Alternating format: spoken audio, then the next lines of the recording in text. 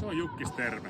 Nyt on kyseessä rapattu pinta ja punajäkälä kasvusto. Rapattu pinta on herkkä, sen takia tämä pitää aina esikäsitellä biohajoavalla aineella, tappaa se punainen kasvusto, odottaa, että se kuolee ja irtoaa täältä pinnasta vähintään 3 kuukautta. Nyt se on pesukunnossa, on enää tumma, kuollut kasvusto. Mä annan pienen siivun teille.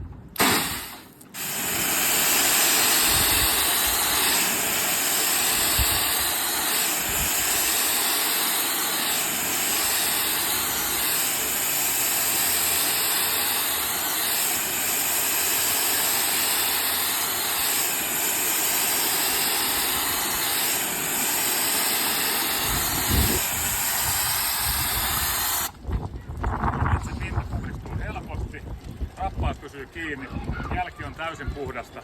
Kannattaa valita alan johtava ammattilainen, Suomen Julkisivupuhdistus.